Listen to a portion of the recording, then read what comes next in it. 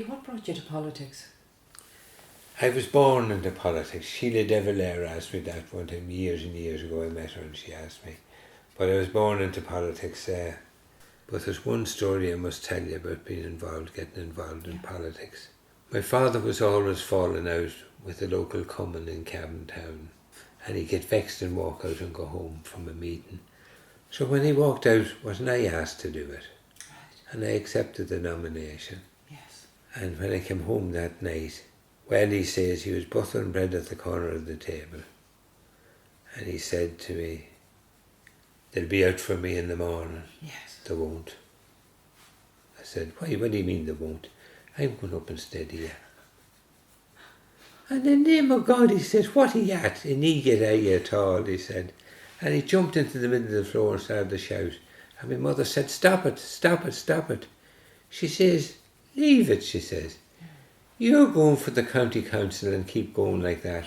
He wants to go up for the urban council, let him go. Yes. And the two of you go up together and help each other. Yeah. So we did 2 elections together with doing that. First of all, it's lovely to be here in Killashandra Community Council Resource Centre. Danny, you had a wonderful story to tell me about actually acting, being on the stage there. Yeah, that's right. Can you tell me a little bit about that? Well, it all boils down to one man, Sergeant Goya.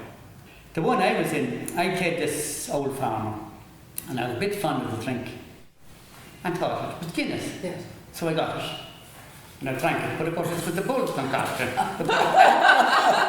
In his step.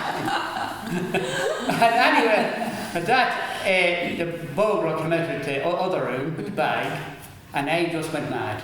I put my head down, put my hand on this, and was racing after him like a bull, rolling around the stage. Fantastic. And that was really it. What age were you then, Danny? Like about 14. 14, that's extraordinary.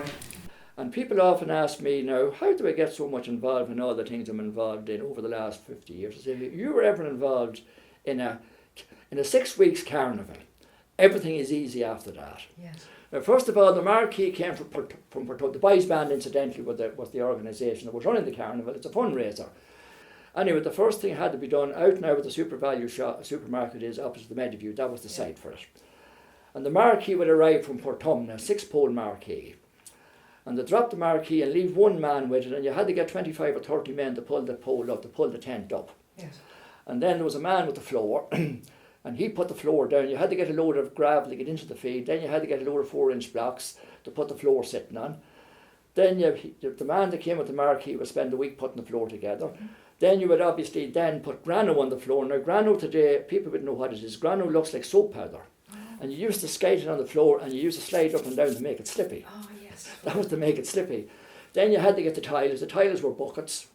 Buckets. Miss Stevens was the health inspector at the time, and she had to check with the toilets up to speed, so they were already buckets. The women's toilets had buckets, the men's toilets only sheet of galvanised iron. Anyway, marquee opens, or the dance opens on a Friday night. And understandably at the time, the big band locally was the Mighty Avens. And you'd have a relief band go on about maybe 9 o'clock at night to play the band's instruments until 11, until the band arrived. And you had the Shamie Sexton or Eamon McEntee. These local fellas used to play groups and to play the band, and so they play until about 11:30.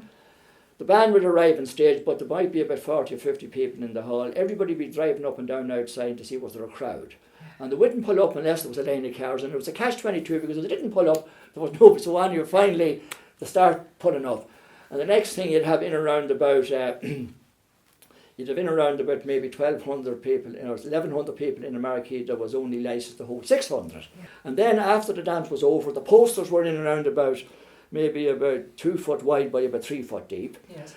You couldn't put the posters up at the one time. After the dance was over on the Friday night, I'd go out with the posters for the Sunday night dance, and I'd have to drive from Cavan to Arva, Cavan to Killashandra, Cavan to Virginia, Cavan to Curtail, Cavan to Balturba, Cavan to Arva, Cavan to Killashandra. At 3 o'clock in the morning, they put the posters up to take the other ones down. Yes. And I remember being outside on the Clonus Road at Newton Butler there one night, before you went into Newton Butler, up in the pole about 2 o'clock in the morning. The next thing I heard noise underneath me. And the next thing I looked down, British soldiers with black faces with torches shining up to see what I was at. I didn't realise the danger that was involved in. And once they seen it was obviously a dance, they said with the cockney, good on you, mate. You know, like, but it's only in hindsight that I realised the danger of it then. I didn't realise it at the time. And then you had to go out to follow and dance. Whenever the next night the dance was over 3 o'clock, go out and take the posters down, put them up again, posters down, put them up again. And when you went on for 6 weeks of that, everything is easy after that. Absolutely. John, I wonder how you got time between your work to do all the volunteering that you did. I don't know. You don't know? Big problem I have is saying no. No.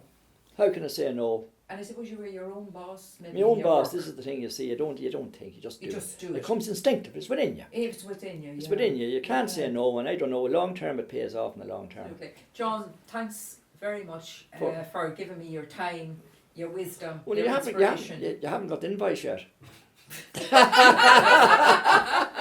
Well,